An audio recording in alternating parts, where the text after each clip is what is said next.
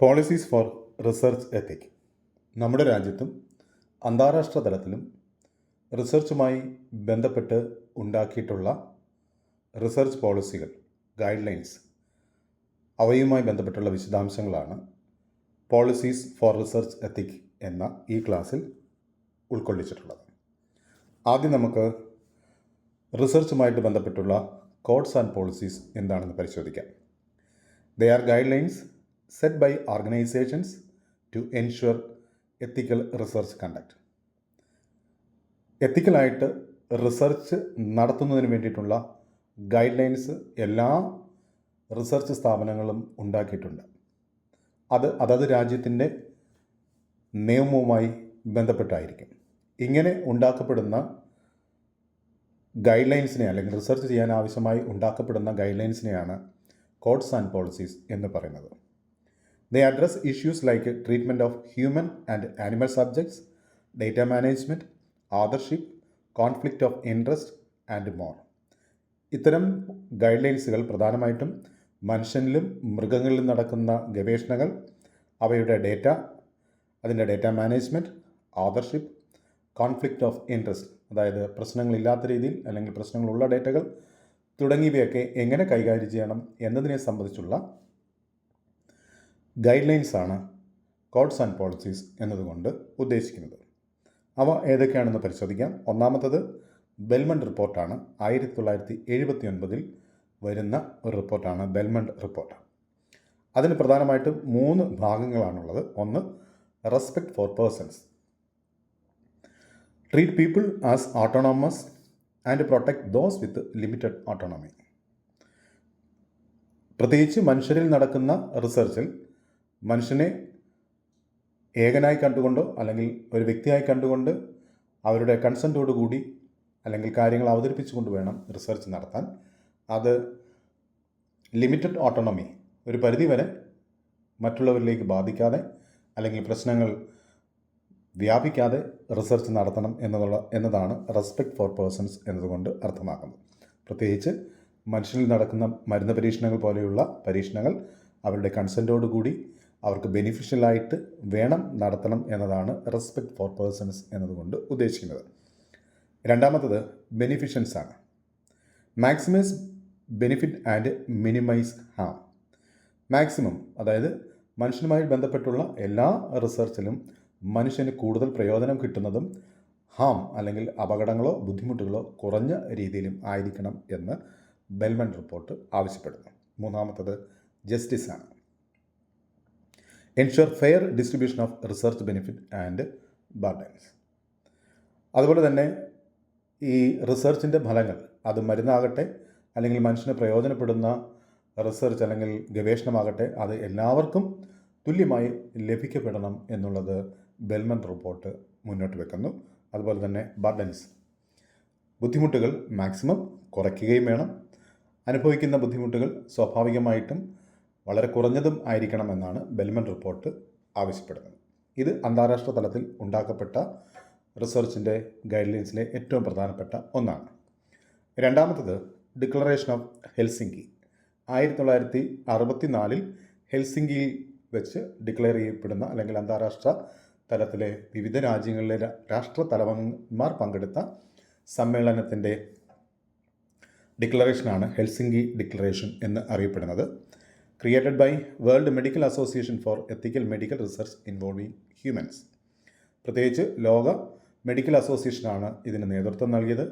മനുഷ്യനിൽ നടക്കുന്ന പരീക്ഷണങ്ങളെ സംബന്ധിച്ചുള്ള അവ എങ്ങനെ നടത്തണം എന്നതിനെ സംബന്ധിച്ചുള്ള ഗൈഡ് ലൈൻസാണ് ഡിക്ലറേഷൻ ഓഫ് ഹെൽസിങ്കി എന്നതുകൊണ്ട് ഉദ്ദേശിക്കുന്നത്. പ്രത്യേകിച്ച് 2ാം ലോക മഹായുദ്ധത്തിന് ശേഷം ജർമ്മനിയിൽ ഹിറ്റ്ലറുടെ നേതൃത്വത്തിൽ നടന്ന മനുഷ്യനിൽ നടന്ന ധാരാളം പരീക്ഷണങ്ങളുണ്ട്. അപ്പം അത് ലോകവ്യാപകമായിട്ട് പ്രത്യേകിച്ച് ലോകരാജ്യങ്ങൾക്കിടയിൽ പ്രതിഷേധത്തിന് ഇടയാക്കിയിട്ടുണ്ട് ഈ മനുഷ്യനിൽ നടന്ന മരുന്ന് പരീക്ഷണങ്ങൾ. അപ്പം അതിനെ ചെറുക്കുന്നതിനും അല്ലെങ്കിൽ ഭാവിയിൽ മരുന്ന് പരീക്ഷണങ്ങൾ എങ്ങനെയായിരിക്കണം എന്നതിനെ സംബന്ധിച്ചുള്ള ഒരു ആലോചനയുടെ ഫലമായിട്ട് ഹെൽസിങ്കിയിൽ ഉണ്ടാക്കപ്പെട്ട പോളിസിയും കോണ്ടാക്റ്റും അടങ്ങുന്ന ഗൈഡ് ലൈൻസാണ് ഡിക്ലറേഷൻ ഓഫ് ഹെൽസിങ്കി എന്ന് പറയുന്നത്. Key principles include informed consent, minimizing risk, protecting vulnerable groups, and requiring ethical reviews by an independent committee. Helsinki ഗൈഡ് ലൈൻസിൽ പ്രധാനമായിട്ടും മനുഷ്യനെ സംബന്ധിച്ചുള്ള അല്ലെങ്കിൽ മനുഷ്യനിൽ നടക്കുന്ന പരീക്ഷണങ്ങളെ സംബന്ധിച്ചുള്ള ഗൈഡ് ലൈൻസാണ്. കൺസെൻറ്റ് വാങ്ങിച്ചിരിക്കണം, മിനിമൈസ് റിസ്ക് വളരെ കുറഞ്ഞ രീതിയിലുള്ള പരീക്ഷണങ്ങളായിരിക്കണം നടത്തേണ്ടുന്നത്, പ്രൊട്ടക്റ്റിംഗ് വൾണറബിൾ ഗ്രൂപ്പ്, പ്രത്യേകിച്ചും ഹിറ്റ്ലറുടെ കാലഘട്ടത്തിൽ ജൂതന്മാരെയാണ് മരുന്ന് പരീക്ഷണങ്ങൾക്ക് അല്ലെങ്കിൽ പ്രധാനമായിട്ടും മെഡിക്കൽ പരീക്ഷണങ്ങൾക്ക് ഉപയോഗിച്ചിരുന്നത്. അപ്പോൾ വൾണറബിൾ ആയിട്ടുള്ള ഗ്രൂപ്പുകളെ അതിൽ നിന്നും ഒഴിവാക്കണം അല്ലെങ്കിൽ സംരക്ഷിക്കണം. പിന്നീട് requiring ethical review by an independent committee.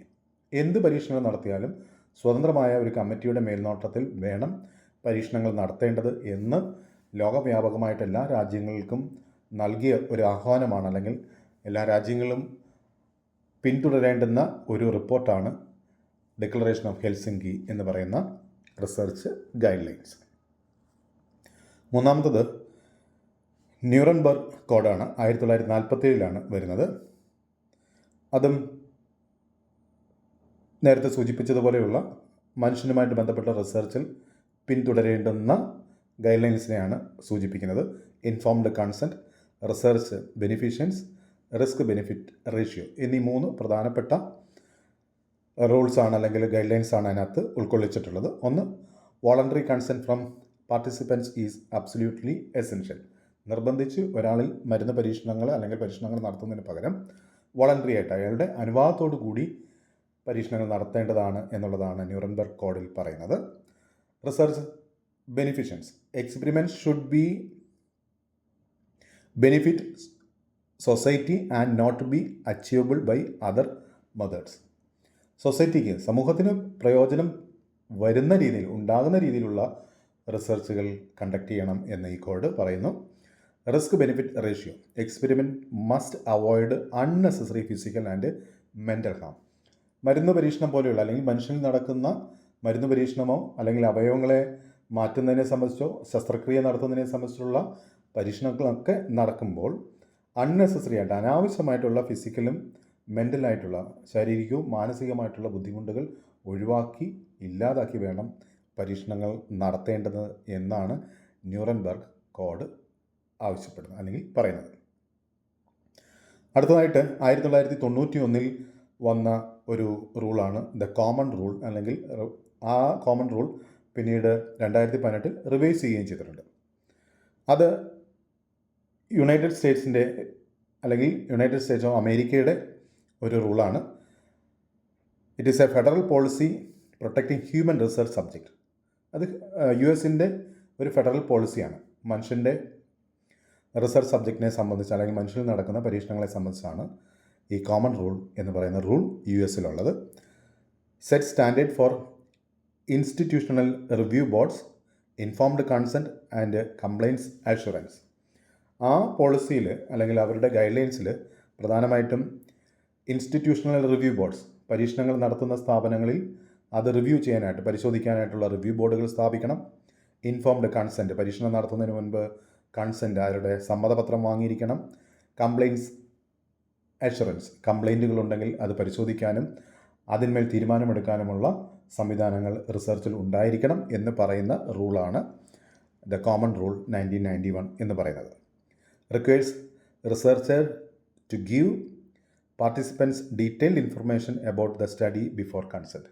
അതുപോലെ മനുഷ്യനിൽ നടക്കുന്ന പരീക്ഷണങ്ങൾ നടത്തുന്നതിന് മുൻപ് ആളുടെ കൺസെൻറ്റ് വാങ്ങിച്ചിരിക്കണം. അതുപോലെ തന്നെ എന്താണ് ചെയ്യാൻ പോകുന്നത്, എപ്പോഴാണ് ചെയ്യാൻ പോകുന്നത്, എത്ര നാളത്തേക്ക് ഇതിൻ്റെ പ്രത്യാഘാതങ്ങളുണ്ടാകും അല്ലെങ്കിൽ റിസൾട്ട് കിട്ടും തുടങ്ങിയ വിശദാംശങ്ങളെല്ലാം തന്നെ പരീക്ഷണങ്ങൾ നടത്തുന്നതിന് മുൻപ് തന്നെ രോഗിയെ അല്ലെങ്കിൽ വോളണ്ടറി ആയിട്ട് വരുന്ന ആളിനെ അറിയിച്ചിരിക്കണമെന്ന് കോമൺ റൂൾ പറയും. അടുത്തത് animal research and research integrity എന്നുള്ളതാണ്. അതിൽ പ്രധാനമായിട്ടും വരുന്നത് institutional animal care and use കമ്മിറ്റിയാണ്. IACUC എന്ന് പറയുന്ന കമ്മിറ്റിയാണ്. എല്ലാ സ്ഥാപനങ്ങളും റിസർച്ച് സ്ഥാപനങ്ങളിലും ലോകവ്യാപകമായിട്ട് ആനിമലിൻ്റെ പരീക്ഷണങ്ങൾ നടക്കുകയാണെന്നുണ്ടെങ്കിൽ ആ പരീക്ഷണങ്ങൾക്ക് മേൽനോട്ടം വഹിക്കാനായിട്ടുള്ള സ്വതന്ത്രമായിട്ടുള്ള ഒരു കമ്മിറ്റി ഉണ്ടായിരിക്കണമെന്നുള്ളത് ലോകത്തെ എല്ലാ രാജ്യങ്ങളും അംഗീകരിച്ച ഒരു ഗൈഡ് ലൈനാണ്. അപ്പം അങ്ങനെ മരുന്ന് പരീക്ഷണമോ മറ്റു പരീക്ഷണങ്ങളോ നടത്താനായിട്ട് ജീവജാലങ്ങളെ ഉപയോഗിക്കുന്നുണ്ടെങ്കിൽ അതിനു വേണ്ടുന്ന ഒരു കമ്മിറ്റി രൂപീകരിക്കണം എന്ന് പറയുന്ന സംവിധാനമാണ് institutional animal care and ethic committee എന്ന് പറയുന്ന committee. Overseas human treatment of animals US research. സാധാരണയായിട്ട് മനുഷ്യനിൽ വേണ്ടുന്ന മരുന്നുകൾ അല്ലെങ്കിൽ മനുഷ്യനിൽ ഉപയോഗിക്കേണ്ടുന്ന മരുന്നുകൾ ആദ്യം ആനിമൽസിൽ പരിശോധിച്ച് നോക്കിയാൽ പരീക്ഷിച്ച് നോക്കുന്ന രീതിയാണ് ഇത്തരം ലാബുകളിൽ നടക്കുന്നത്. Reviews protocols, inspect facilities and enforces federal rules. ഇത് US-ൻ്റെ ഒരു പ്രധാനപ്പെട്ട നിയമവശമാണ്, അല്ലെങ്കിൽ ഗൈഡ് ലൈൻസ് ആണ് animal research and research integrity എന്ന് പറയുന്ന ഗൈഡ് ലൈൻസ്. അടുത്തത് സിംഗപ്പൂർ സ്റ്റേറ്റ്മെൻറ്റ് ഓൺ റിസർച്ച് ഇൻറ്റഗ്രിറ്റിയാണ്. 2010 ഈ ഒരു റിസർച്ചുമായിട്ട് ബന്ധപ്പെട്ടുള്ള ഗൈഡ് ലൈൻസ് വരുന്നത്. Provides global guidelines on research integrity. ലോകത്തെല്ലായിടത്തും ഉപയോഗിക്കേണ്ട റിസർച്ച് ഇൻറ്റഗ്രിറ്റി അല്ലെങ്കിൽ റിസർച്ചിൻ്റെ സുതാര്യതയെ സംബന്ധിച്ചുള്ള ഗൈഡ് ലൈൻസാണ് Singapore statement on research integrity എന്ന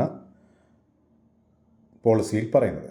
core principles include honesty, accountability, fairness and responsible stewardship of research. പ്രധാനമായിട്ടും സിംഗപ്പൂർ സ്റ്റേറ്റ്മെൻറ്റ് ഓൺ റിസർച്ച് ഇൻറ്റഗ്രിറ്റിയിൽ പറയുന്ന പ്രിൻസിപ്പിളിൽ ഓണസ്റ്റി, വിശ്വാസ്യത, അക്കൗണ്ടബിലിറ്റി, മറ്റുള്ളവർക്ക് മനസ്സിലാകുന്ന രീതിയിലുള്ള റിസർച്ച് സംവിധാനങ്ങൾ, അല്ലെങ്കിൽ fairness and responsible stewardship of research. മനുഷ്യത്വപരമായിട്ട് ഉള്ള റിസർച്ചിൽ ആളുകളെ പരിഗണിച്ചുകൊണ്ട് അല്ലെങ്കിൽ വ്യക്തി താല്പര്യങ്ങൾക്ക് അതീതമായി റിസർച്ച് ചെയ്യണം. അത് സുതാര്യമായിരിക്കണം.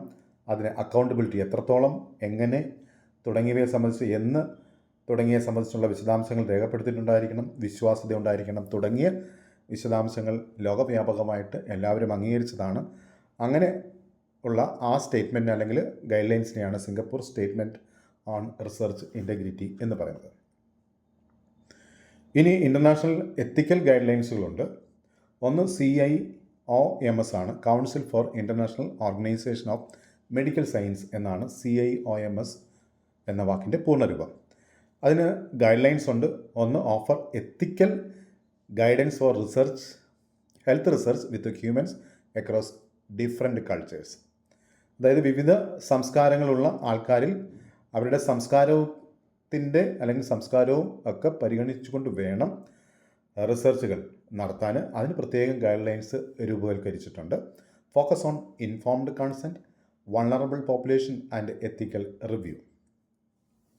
അതിൽ പ്രധാനമായിട്ടും കൺസെൻറ്റ്, പരീക്ഷണങ്ങൾ നടത്തുമ്പോൾ മുൻകൂർ അനുവാദം വാങ്ങിച്ചിരിക്കണം. വൾണറബിൾ പോപ്പുലേഷനെ ഒഴിവാക്കിയിരിക്കണം. എത്തിക്കൽ റിവ്യൂസ്, അതായത് റിസർച്ച് എത്തിക്സിന് ചേർന്ന രീതിയിലാണോ നടക്കുന്നത് എന്ന് നിരന്തരമായിട്ട് അപ്ഡേറ്റ് ചെയ്യുക അല്ലെങ്കിൽ പരിശോധിക്കുകയും ചെയ്യണം എന്നുള്ളതാണ് CIOMS എന്ന് പറയുന്ന ഗൈഡ് ലൈൻസിൻ്റെ പ്രധാനപ്പെട്ട ഉദ്ദേശങ്ങൾ. ഇനി World Health Organization ethical standards ഉണ്ട്. Ensure World Health Organization health research follows global ethical norms. പ്രധാനമായിട്ടും ഗ്ലോബൽ എത്തിക്കൽ, ലോകവ്യാപകമായിട്ട് ഉപയോഗിക്കുന്ന ഗൈഡ് ലൈൻസ് പ്രധാനമായിട്ടും മെഡിക്കൽ ഫീൽഡിൽ അല്ലെങ്കിൽ ആരോഗ്യ മേഖലയിൽ വേൾഡ് ഹെൽത്ത് ഓർഗനൈസേഷൻ്റെയാണ്. അതിനകത്ത് വരുന്നത് പ്രധാനമായിട്ടും ethical guidelines and data പ്രൊട്ടക്ഷനാണ്. APA എത്തിക്കൽ പ്രൊട്ടക്ഷൻ പ്രിൻസിപ്പിൾസ് ആണ് ആദ്യമായിട്ട് വരുന്നത്. Provides ethical standards for physiological research. ഫിസിയോളജിക്കലായിട്ടുള്ള റിസർച്ചിന് ഗൈഡ് ലൈൻസ് കൊടുക്കുന്ന, അല്ലെങ്കിൽ ഗൈഡ് ലൈൻസ് എന്തൊക്കെയാണെന്ന് പറയുന്ന എത്തിക്കൽ നോംസ് അല്ലെങ്കിൽ പോളിസികളുള്ളത് ethical guidelines and data protection എന്ന വിഭാഗത്തിലാണ്. Covers confidentiality, informed consent and research with human participants. അപ്പം ഈ പോളിസികളിലെല്ലാം തന്നെ മനുഷ്യനുമായിട്ട് നടക്കുന്ന റിസർച്ചിൽ അവരുടെ കൺസെൻറ്റ് വാങ്ങിച്ചിരിക്കണം. അതുപോലെ തന്നെ അതായത് ഹ്യൂമൻ പാർട്ടിസിപ്പൻസ് ആരാണെന്ന് മനസ്സിലാക്കി അവർക്ക് ബെനിഫിറ്റ് അല്ലെങ്കിൽ ഹാം ഉണ്ടാകാതെ ചെയ്യണമെന്നൊക്കെയാണ് എല്ലാ ഗൈഡ് ലൈൻസിലും പറയുന്നത്. അതുപോലെ മറ്റൊരു ഗൈഡ് ലൈനാണ് CDPR, general data protection regulation 2018. ഇത് ഒരു യൂറോപ്യൻ യൂണിയൻ റെഗുലേഷനാണ്. That governs personal data processing and its movement. പേഴ്സണലായിട്ടുള്ള ഡേറ്റ സൂക്ഷിക്കുന്നതിൻ്റെയും അല്ലെങ്കിൽ അത് കൈകാര്യം ചെയ്യുന്നതിൻ്റെയും അതിൻ്റെ മൂവ്മെൻറ്റുമായിട്ട് ബന്ധപ്പെട്ടുള്ള ഗൈഡ് ലൈൻസാണ് GDPR വരുന്നത്. Ensure privacy and protection of personal data for research participants. അതുപോലെ തന്നെ പ്രൈവസി ആൻഡ് പ്രൊട്ടക്ഷൻ. ഇപ്പം നമ്മുടെ രാജ്യത്തൊക്കെ ലാബിൻ്റെ നെറ്റ്വർക്കുണ്ട്.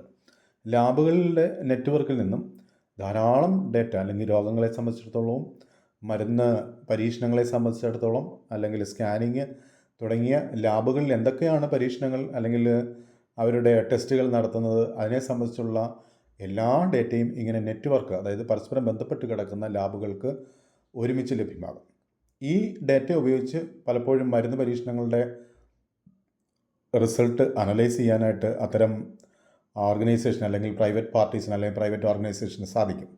അപ്പം ഈ മേഖലയിലൊക്കെ റിസർച്ച് അല്ലെങ്കിൽ മരുന്ന് പരീക്ഷണവുമായിട്ട് ബന്ധപ്പെട്ട അവയവ ദാനമായിട്ടോ അല്ലെങ്കിൽ അവയവ മാറ്റവുമായിട്ട് ബന്ധപ്പെട്ട് നടക്കുന്ന പരീക്ഷണങ്ങളിലൊക്കെ അത് എങ്ങനെ നടത്തണമെന്നും അതിനെ സംബന്ധിച്ചുള്ള നിയമവശങ്ങൾ എന്തൊക്കെയാണെന്നുമുള്ള നിയമങ്ങളെല്ലാം ഉൾക്കൊള്ളുന്നത് ഇത്തരം GDPR എന്ന പോളിസിയിലാണ് വരുന്നത്. Then institutional policies and codes ഉണ്ട്.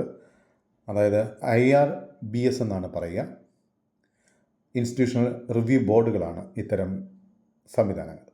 Review and oversees human subject research to ensure ethical complaints.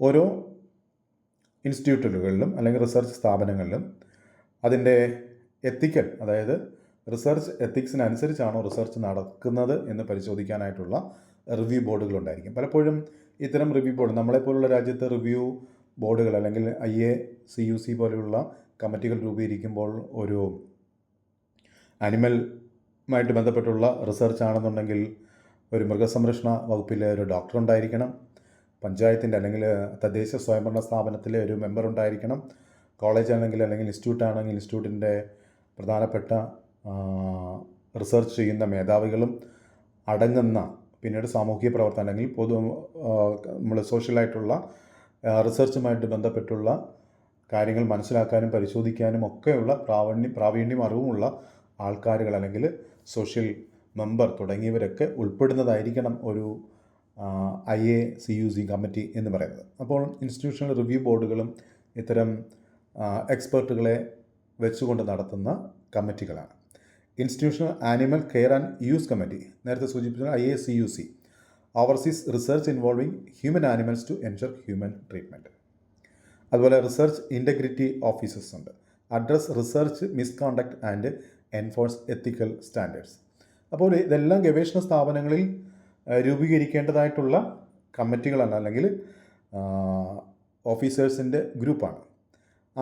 ഇത്തരം ഗ്രൂപ്പുകൾ അല്ലെങ്കിൽ ഇത്തരം എക്സ്പെർട്ടുകൾ പ്രധാനമായിട്ടും ചെയ്യുന്നത് റിസർച്ച് മിസ്കണ്ടക്ട് നടക്കുന്നുണ്ടോ, ആനിമൽ എത്തിക്സിന് നിരക്കാത്തതാണോ അവരുടെ റിസർച്ച് തുടങ്ങിയവയെല്ലാം പരിശോധിച്ച് റിസർച്ചിനെ ശരിയായ രീതിയിൽ കൊണ്ടുപോവുക എന്നുള്ളതാണ് കോഡ്സ് ആൻഡ് പോളിസിയുടെ പ്രധാനപ്പെട്ട ഉദ്ദേശ ലക്ഷ്യങ്ങൾ എന്ന് പറയുന്നത്. ഇനി ഇന്ത്യയിൽ റിസർച്ചുമായിട്ട് ബന്ധപ്പെട്ടുള്ള നിയമങ്ങൾ ഏതൊക്കെയാണെന്ന് നോക്കാം. ഒരു 7 മാർക്കിൻ്റെ ചോദ്യമോ അല്ലെങ്കിൽ 2 മാർക്കിൻ്റെ ചോദ്യമോ പ്രതീക്ഷിക്കാവുന്ന ഒരു ഭാഗമാണ് what are the laws in India in connection with research എന്നുള്ളത്.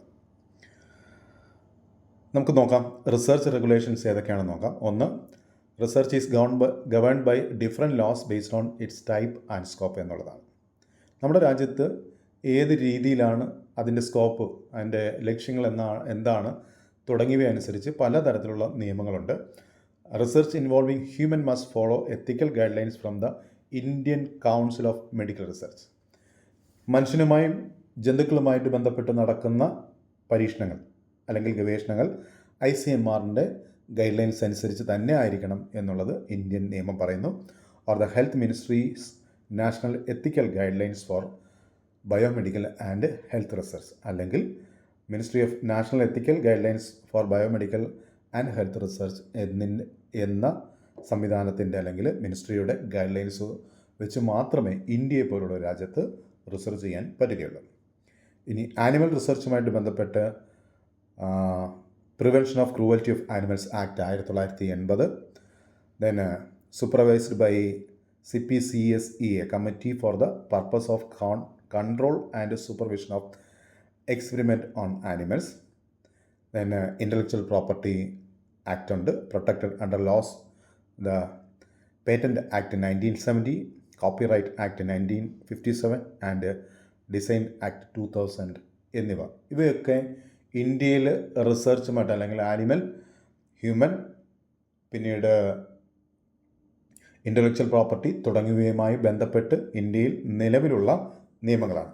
ഈ നിയമങ്ങൾക്കനുസരിച്ച് മാത്രമേ നമുക്ക് ഇന്ത്യയിൽ റിസർച്ച് ചെയ്യാൻ പറ്റുകയുള്ളൂ. അതുപോലെ തന്നെ പാരിസ്ഥിതിക നിയമങ്ങളുണ്ട്, എൻവയോൺമെൻറ്റൽ ലോസ് ഉണ്ട്. Research affecting the environment must follow environmental protection act 1986 and related rules. പാരിസ്ഥിതിയുമായിട്ട് ബന്ധപ്പെട്ട് ഗവേഷണങ്ങൾ നടത്തുമ്പോൾ അല്ലെങ്കിൽ ഗവേഷണ ഫലങ്ങൾ നമ്മൾ പ്രസിദ്ധീകരിക്കുമ്പോഴൊക്കെ 1986 എൻവയോൺമെൻറ്റൽ പ്രൊട്ടക്ഷൻ ആക്റ്റും റൂളും അനുസരിച്ചുള്ള മാർഗരേഖകൾ ഒരു റിസർച്ച് സ്ഥാപനം ഫോളോ ചെയ്യേണ്ടതായിട്ടുണ്ട്.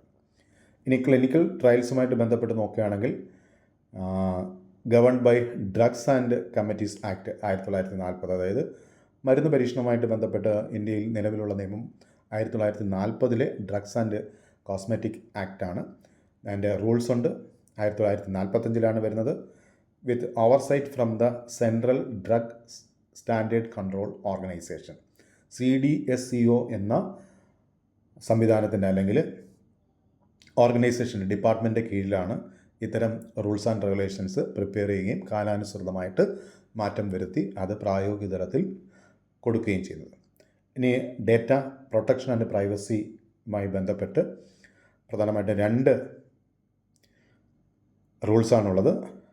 Regulated under the information technology act 2000, then personal data protection bill 2019 തുടങ്ങിയവയാണ് ഇന്ത്യയിൽ റിസർച്ചുമായിട്ട് ബന്ധപ്പെട്ടുള്ള പ്രധാനപ്പെട്ട നിയമങ്ങളും അതിൻ്റെ റൂൾസും.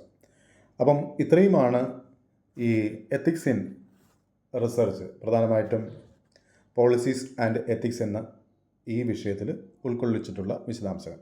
2 തരത്തിലുള്ള ചോദ്യം ഇതിനകത്ത് പ്രതീക്ഷിക്കാം.